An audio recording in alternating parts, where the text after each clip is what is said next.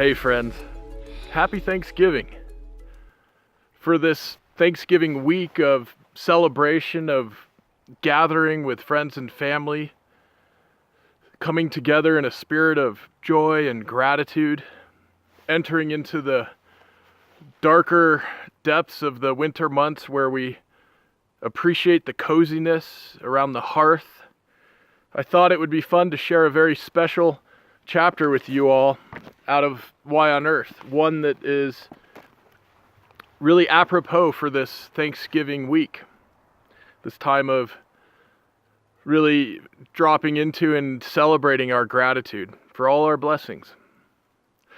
I want to make sure before diving into the chapter that you all know we have just a few days left in our Kids Corner Kickstarter campaign, and so excited about the incredible array of gifts and rewards. We've set it up so that you'll get excellent deals and discounts on our children's books, our soil stewardship handbook, all kinds of other resources, and even some coaching and consulting services available for entrepreneurs, for executives, for businesses.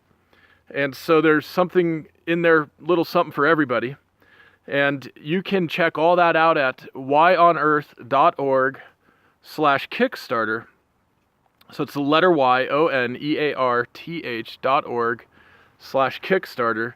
And that ends Monday morning. So I hope you'll get over there and you'll see there's a lot of great ideas and suggestions for holiday gift giving coming up, so timed perfectly for your upcoming holiday gift giving. Of course, the artwork in the children's books it's just amazing, by Yvonne Kozlina. You can see many of the examples through our social media posts, and beautiful original artwork with those books. We're doing celebrating soil, celebrating honeybees, celebrating water, celebrating trees, you see some right behind me, and celebrating community. So there's a whole series of children's books that this Kickstarter is helping to support. So with that, in the spirit of Thanksgiving week, I wanted to read to you and share the chapter that is called Delight in Why on Earth. And this is found in the second section of the book, which is where we're exploring the different dimensions, different aspects of cultivating a very high degree of health and well-being, thriving in our own lives.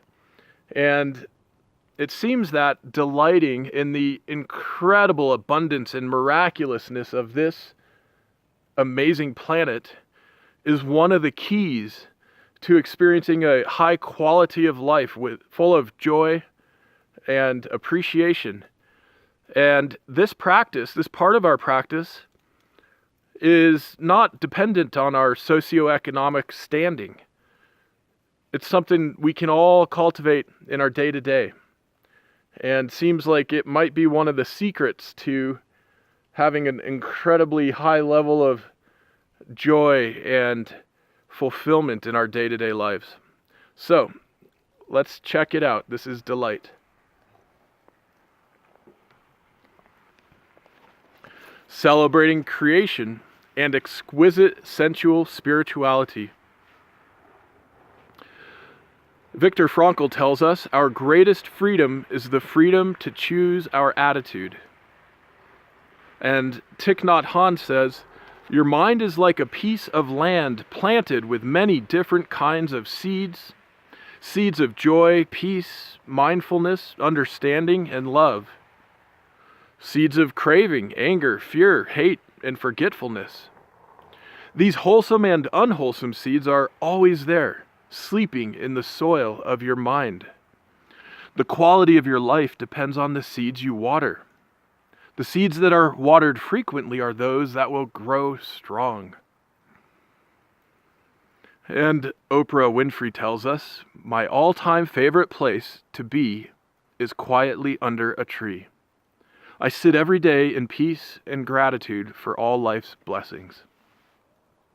So here's chapter 14, Delight. There are many of us who believe that Earth is without question the most delightful place in the universe. But some of us would respond to this statement in utter disbelief, total shock, dismay. We might protest with abhorrence. What about all of the trauma, abuse, and evil perpetrated in the world? What about the grotesque horrors of genocide, depictions of which, like Picasso's Guernica, only hint at the pain and upheaval and suffering and cruelty humans can inflict on one another? How could we possibly celebrate a world of delight given these traumas and horrors? Is the world good, or is it bad? This is one of the greatest questions and problems of Western and modern culture, and of our modern human consciousness. This question is as challenging as it is important for us to explore together. Some of the greatest people, the noblest hearts like Viktor Frankl, are able to reconcile this and not dissolve into pessimism, not dissolve into total pessimism. In his Nazi prison camp account, Man's Search for Meaning, Frankl offers humanity a framework for understanding how individuals can choose to overcome and conquer incredible horrors and traumas. Though we bear scars, to be sure, we ultimately maintain the self-directed will to choose joy, purpose, and meaning in virtually any circumstance. This may be one of the toughest chapters in the book to write and to read. It may also be one of the most important, for the truth is we have a choice.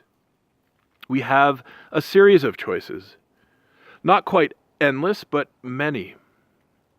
Over the course of the approximately 30,000 days each of us will live on average, we have the choice to feed the spirits of gratitude and joy or the demons of cynicism, hopelessness, and suffering. The most important point in all of this is simple. We have the choice. The choice is ours and ours alone. We all have trauma. The point isn't to debate whose is more severe, whose is more unjust, whose is more destructive. The point is, what do we choose for ourselves, for our precious life, for our families and communities? We all have this choice, all of us. And delight is a key. Today, more and more returning war veterans are choosing to overcome their post-traumatic stress disorder through experiences of delight, especially working with living plants, soils, and growing and preparing food. These are folks in our own communities choosing to engage in delightful connection with the living world and choosing to heal. Even my Grandpa Bear, who endured extreme horrors and near starvation in a Nazi prisoner of war camp, would cultivate delight in his life with a constancy verging on religiosity, the good sort of religiosity. For decades, my cousins and I knew our Grandpa Bear to walk daily, to spend hours in his garden, and to read quietly all year round. Sure, he had his rough edges, as we all do, and woke almost every night with dreams of terror, well into old age. But he also cultivated some genuine sort of Zen humility and love for the world. A love for many simple experiences of delight in the world. And for him, much of these were found in nature. He actually stopped to smell the roses as a matter of course, and also taught us to do so by example, by modeling the behavior. As if saying, while inhaling their sweet ephemeral fragrances, why wouldn't we? Why indeed wouldn't we? Grandpa Bear somehow knows, perhaps because he was so close to death and saw so much death around him as a young soldier, that this life on earth truly is precious. He loves life so deeply, all of it. In fact, In addition to long walks through the woods and parks, Grandpa was also known to feed squirrels by hand and to call and respond with robins in mid-afternoon choruses of pure joy. He knows and embodies the power of delight. We might even say he knows its necessity. Delight is a necessity to living life fully and to experiencing the fullness of our humanity. But this goes way beyond my grandpa or yours. This gets to the very core of one of our most challenging cultural legacies and, dare I say, pathologies. For in the course of Western civilization in particular, there has emerged a fundamental paradigm problem that we must now confront and understand.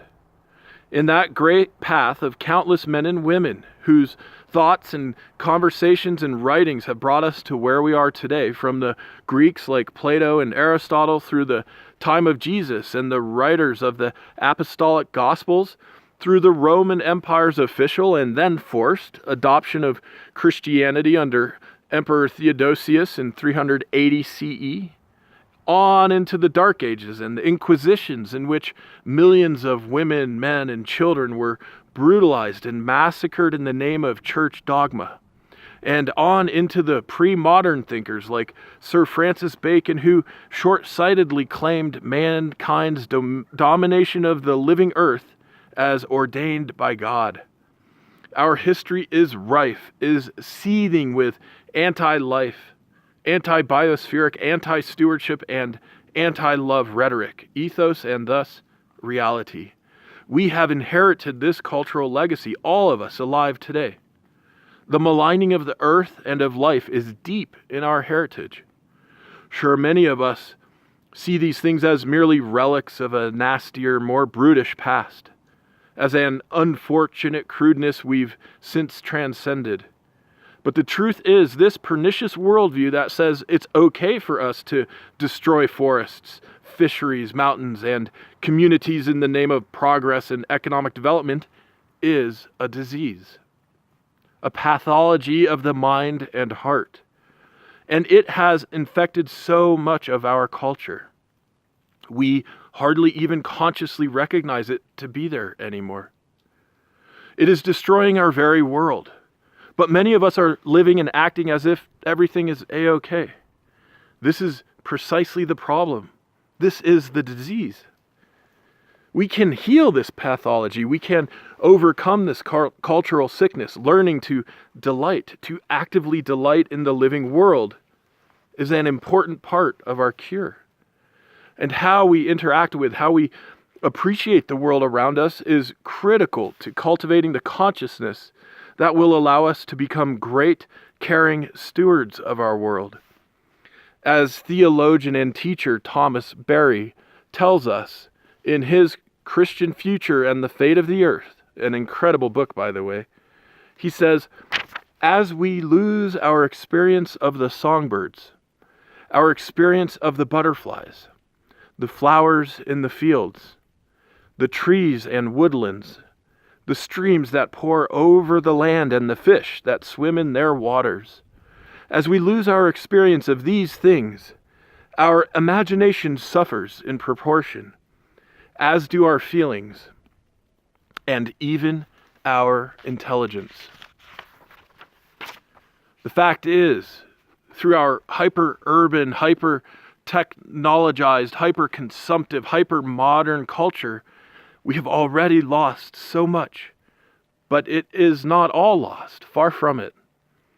Depending on what we choose today and for the rest of our lives, delighting in the world, in this world, is not only joyous. Delighting in this world, in earth, is healing. Our ability to delight is an essential key to our ability to live gently and peacefully and with care and stewardship on this sacred planet Earth, our home, our one and only. As Berry, a devout Christian, suggests, it is through our delightful connection with the living world that we will heal this great cultural rift with our home, a rift that is undermining our spiritual wholeness. He says, The unity of the earth process is especially clear. It is bound together in such a way that every geological, biological, and human component of the earth community is intimately present to every other component of that community. Whatever happens to any member affects every other member of the community. Here we can see how precious Earth is as the only living planet that we know, how profoundly it reveals mysteries of the divine, how carefully it should be tended, how great and evil it is to damage its basic life systems, to ruin its beauty, to plunder its resources. For these things to be done by Christians or without significant Christian protest is a scandal of the primary order of magnitude. The challenge of healing this rift is germane to all of us living on earth, not just Christians. But as we come to understand the unique ways in which Christendom has wrought havoc, destruction, and diseased economic means justified by twisted theological confusion, like slavery, deforestation, subjugation, cultural devastation, wanton taking of land, resources, peoples, and places, then we will come to understand how Christians today will play a unique role in healing these great multi-generational wounds and insidious mental and spiritual illnesses. We must ask ourselves, how much brutality and destruction do we find being perpetuated in the name of God or Allah or Yahweh? Is this something we really want to perpetuate? What do we really want to create?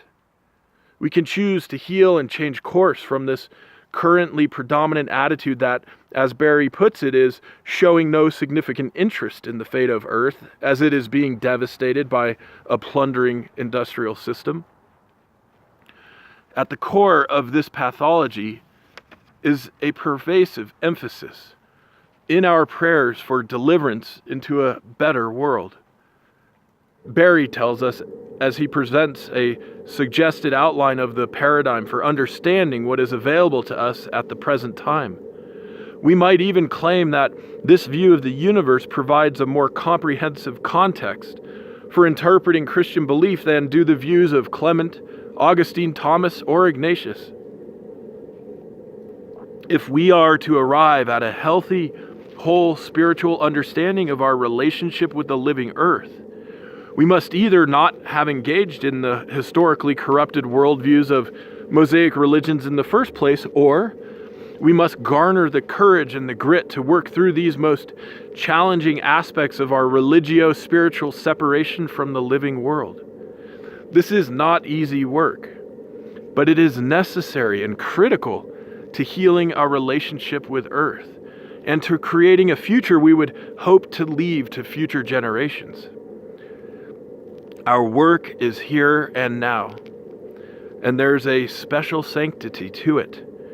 I remember my friend Rabbi Michael Kosakov telling me a wonderful story about the late Rabbi Zalman Schachter Shalomai, affectionately known as Reb Zalman. Reb Zalman, who fled from an internment camp in Vichy, France, after the Nazi invasion of 1940, is a founder of the Jewish Reform movement and credited with expanding the notion of kosher to include choosing foods that contribute to environmental sustainability, eco-kashrut, or eco-kosher. He was a profoundly thoughtful leader and spiritual guide to thousands.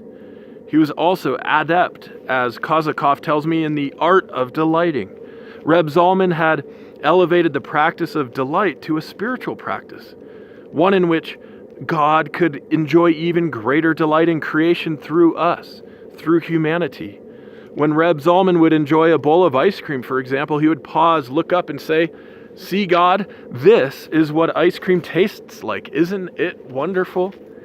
His was such a life-filled and love-filled practice of delight.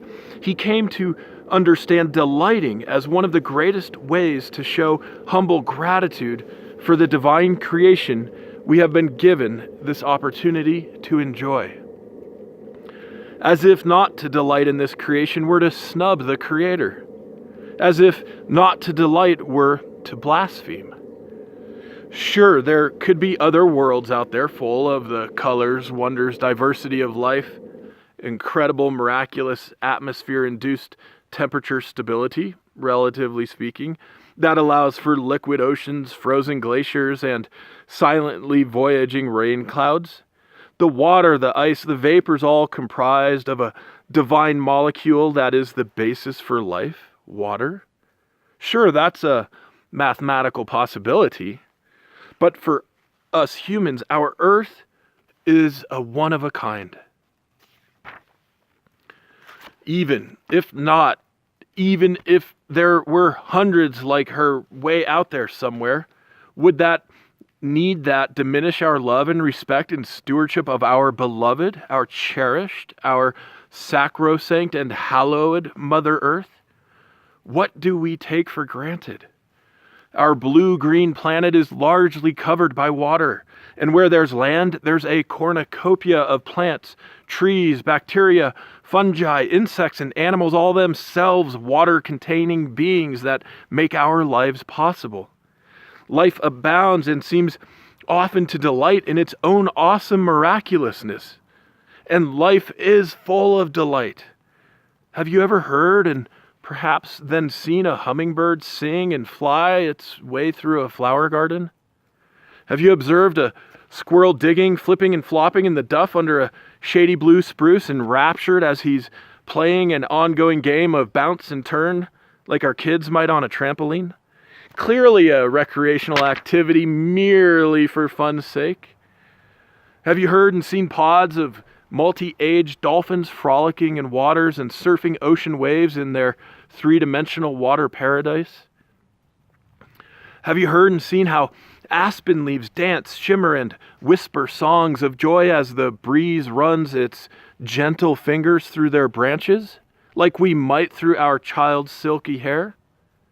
Have you ever seen the bliss and serenity in snow monkeys, macaques' faces while soaking in the mountain hot springs of Jigokudani Monkey Park in Japan with cold winter snows drifting down all around them? Their contemplative serenity conveys the calm joy of the most adept meditating monks. Have you seen adolescent goats prance and flirt and dance and stumble as they imbibe the fermented fallen fruits of surrounding orchards and leaping and bounding and chasing on and off boulders?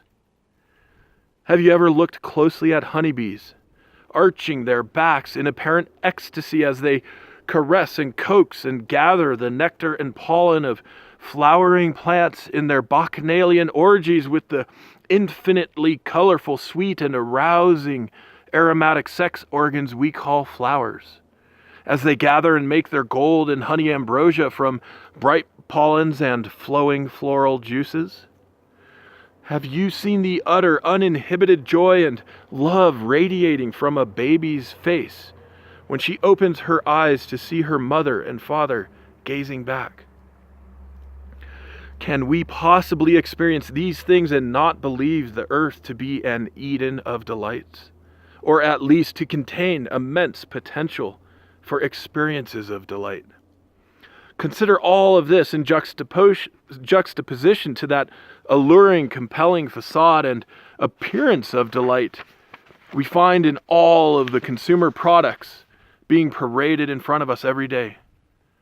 Beautiful, photoshopped women, gorgeous, color-enhanced images of industrial foods. What is the veil doing to program our expectations of how to delight?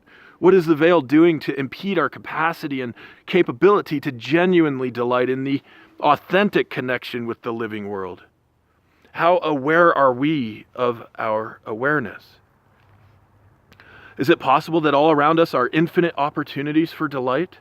Is it also possible that our culture has drawn a huge line in the sand, created a huge separation when it comes to experiencing delight? Sure, when we're on vacation at the beach, perhaps enjoying a pina colada before plunging into clear blue waters, we feel immersed in delight. Or sipping a crisp beer or cold white wine along the lake shore or river's edge while fishing. But what about during normal life, the day-to-day? And moreover, what about the great conflation between delight and hedonism, between delight and wanton consumption that is rampant in our culture? Can we, as adept practitioners of life, come to clearly discern for ourselves the vast difference between hedonistic indulgence and delight? What is the difference between hedonism and delight? It's probably one of those things we can know by paying attention and by cultivating our awareness. We can also ask, is our desire, our activity connecting us more profoundly with a loved one and with the living world around us? Are we on a hike with our sweetheart, connecting through conversation and holding hands, or are we in the strip club with the mere appearance of intimacy? Are we spending cash to fill a void, stuck in that endless vortex of illusory promises of commercial fulfillment? Or are we deliberately cultivating a frugal abundance that delights in the ample fruitfulness of life on earth and all of her abundance? It is in our cultivation of awareness, of self-knowledge, that we will see the veil, see through the veil, and develop our humility in such a manner as to delight in the experiences of humanity, consciously connected to the living earth. Excuse me. It is a matter of our hearts and minds. Again, let us consider the subtler meaning of what Thich Nhat Hanh teaches us. Your mind is like a piece of land planted with many different kinds of seeds. Seeds of joy, peace, mindfulness, understanding, and love.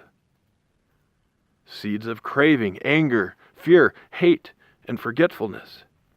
These wholesome and unwholesome seeds are always there, sleeping in the soil of your mind.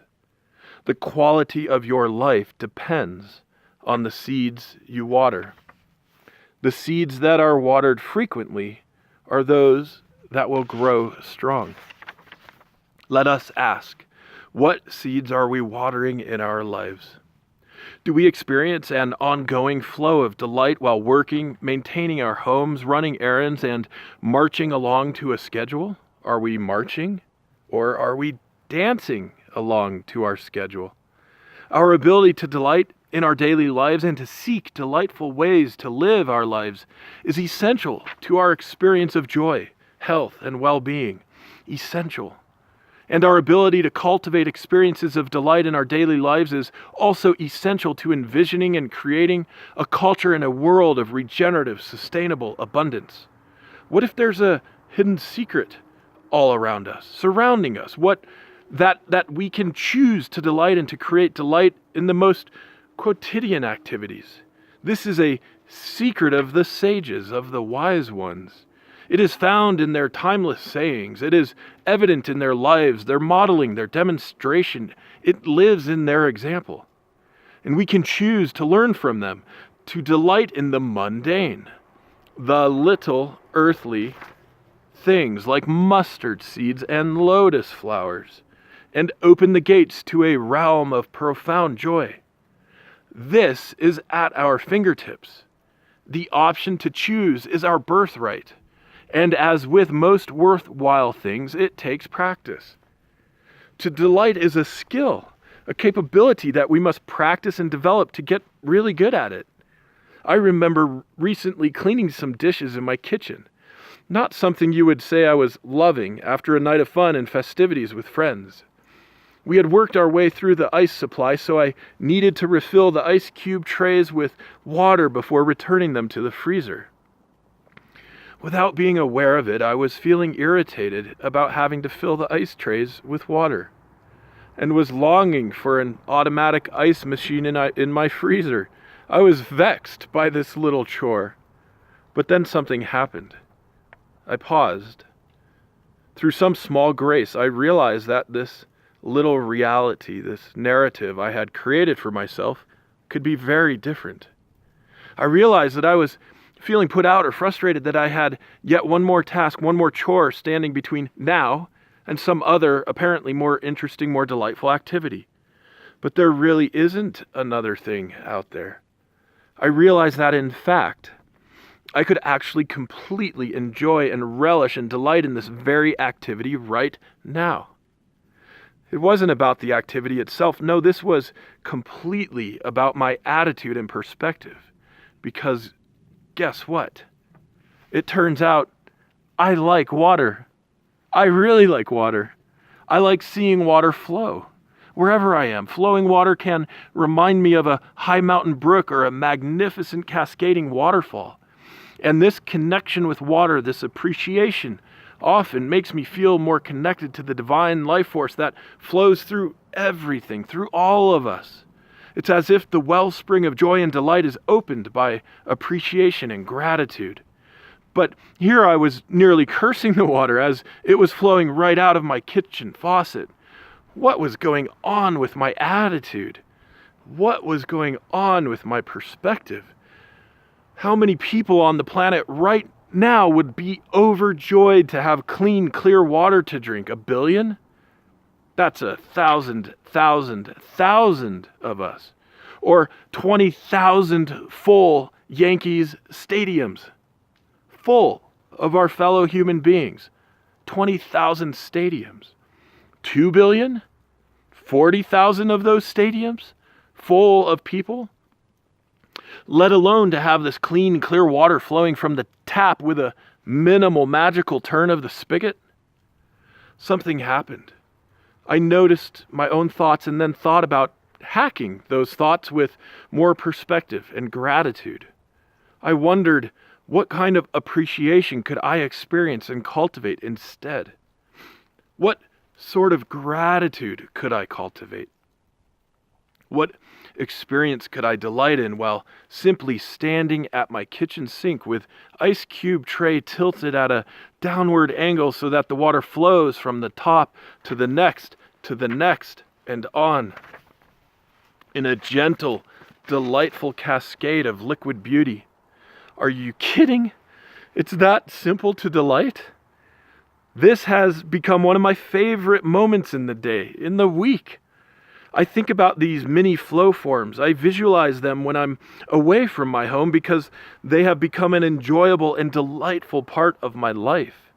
Water, flow, delight, attitude, perspective, gratitude. No chore of drudgery any longer. Perhaps our ability to delight is not so much about experiencing things far away or exotic, like when we're on vacation from our real life. Perhaps the key to cultivating delight is right in front of us, right at our fingertips, right in the middle of our normal day-to-day quotidian mundane reality. It is our attitude of gratitude that unlocks the door to this endless realm of delight. By lifting the veil in our own lives, our own thoughts, our own minds, we might unlock the divine doors to a realm that is all around us. But how do we do this? What are the techniques we can cultivate to amplify our experience? As far as I can tell, it definitely takes some practice and naturally some perspective. Our perspective is the practice. When I was about 10 years old, I remember mowing lawns with my good buddy Colin to make some scratch, some cabbage, some cashew. We liked having the extra dough, but we didn't love to mow the lawns. At the first sign of clouds rolling in, the way they often did those hot summer afternoons in Colorado, my buddy and I would call off the work on account of rain and hurry down into his basement to play video games indoors. At that time, at that age, gaming indoors was a much more delightful activity than mowing outdoors. Now, though, a few decades later, mowing the lawn with manual push mower is one of my most delightful activities of the week. I relish the hot, sunny afternoons, a perfect time to shed all but shoes and shorts, throw on my headphones and some tunes, and take laps with the push mower up and down, back and forth along the modest front lawn. The push mower is quiet. No belching gasoline fumes here, and because it's manual, I have to pass over the grass 3 to 5 times to get a relatively nice sharp trim on the lawn. That means exercise. In the sunshine. getting some vitamin D and working on my tan. Delightful.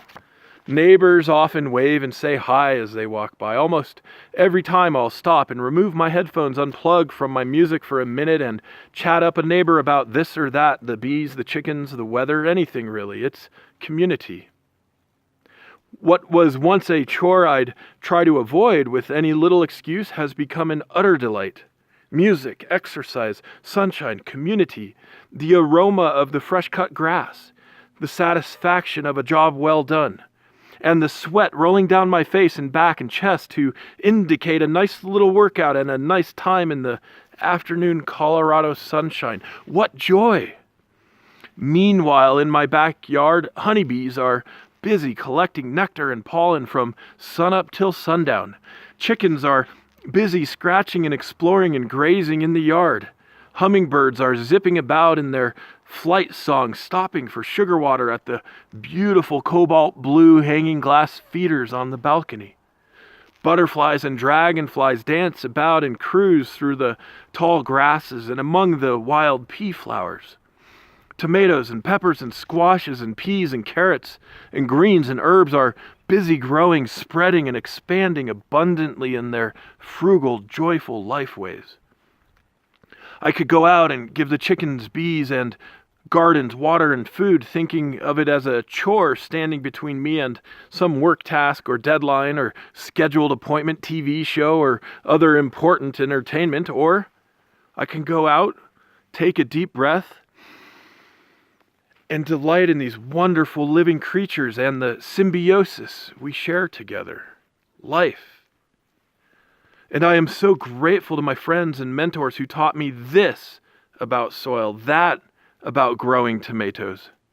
But believe me, I am a mere student myself at all of this. My yard, vegetable garden, and chicken coop have a long way to go to reach their potential as a superabundant food forest ecology.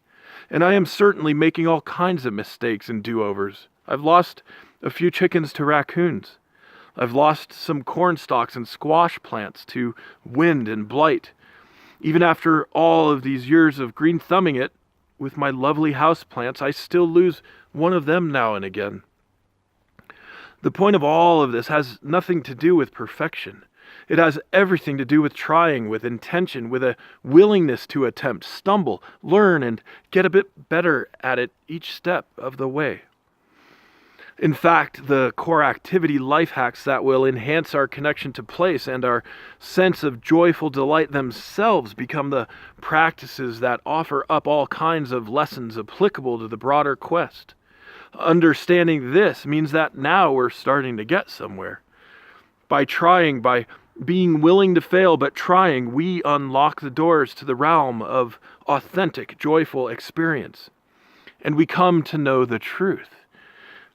I can relish and delight in this deeply authentic experience in my yard and garden. I nourish the plants and chickens and bees with water and food and care, and they provide eggs and honey and fruits and leafy greens. And we all dance and sing and celebrate the miracle of life, of our lives, together. Delightful. So how do we do this? What are the core activities we can cultivate? Sure, we can create amazing food forests in our yards and neighborhoods, overflowing with fruits and veggies, but that's expert level after years of practice. Let us start simply by connecting with the soil, by composting and growing a few things at first. Sure, we can become expert yoginis, able to hold amazing balance poses and perfectly executed bends and stretches, but that is after many years and only if our bodies are built in such a stretchy way. For many of us, the choice is to simply practice our yoga, to stretch however far or not, to balance for however long or not, but to do yoga nonetheless. The main point is to develop our practices from a place of our awareness, our perspective, and grow the magnitude of our gratitude with each step along the journey. And with gratitude flowing from our minds and hearts, we'll reach new heights of delight in our everyday lives. What can we appreciate in the kitchen, throughout the home, in the yard, the neighborhood, at work? on the way to work, for exercise, swimming in the sunshine at the outdoor pool, skiing or snowshoeing or walking in the crisp winter days, hiking or jogging along a cool forest path, cycling through farmlands in the countryside, for relaxation, painting, listening to music, playing music, preparing a delicious meal of lentils and garlic and ginger and turmeric with just enough spice from peppers, a simple, delicious preparation that helps us wind down before going to bed and that will provide convenient, nutritious meals for several days to come. How about preparing a feast with our loved ones, our sweetheart, hours of prancing and flirting and creating together in the kitchen before family and friends arrive to celebrate community? How many times have we gotten stressed out before entertaining guests? Can we delight in the preparation of food and drink? Infuse it with love and wishes of well-being from our hearts, while methodically slicing and dicing and chopping and sautéing? Can we cultivate this practice of mindfulness and gratitude so that we're experiencing the love and joy emanating from our hearts? And let us remember to listen, to actively listen for the bird song. We will hear so much more when we seek out the beauty of life on earth. Let us come to know the wisdom of William Wordsworth. He said, "Nature never did betray the heart that loved her." Let us cultivate our ability to delight, like any other important skill we want to get better at. And let us come to know that in nature we will find and touch and feel God, and find the delight so beautifully expressed by Schiller in that song celebrating earthly connections with the divine, "I Feel You." The song goes, "I feel you in every stone, in every leaf of every tree that you ever might have grown. I feel you in everything, in every river that might flow, in every seed you might have sown. I feel you.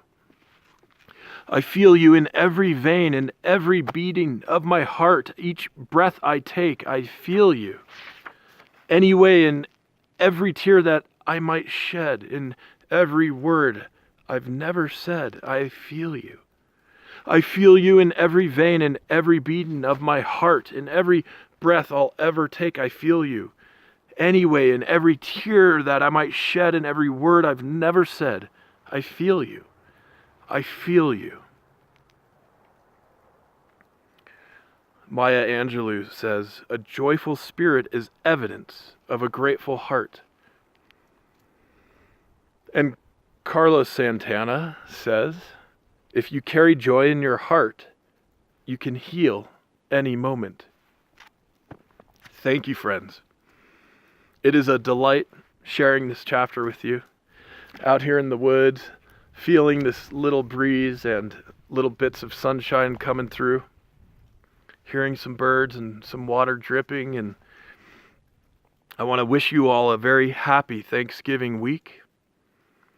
I want to remind you to check out all the goodies and delightful treats and special deals that we have set up on the Kickstarter. whyonearth.org/Kickstarter will get you there. And these are wonderful gifts and rewards you can give to others, folks of all ages, especially including little kids with our children's books, for the upcoming holidays. And in this Thanksgiving season, may we all practice delighting together. And may we enjoy the cozy warmth, the feasting, the community, and the sense that the divine is all around. Happy Thanksgiving.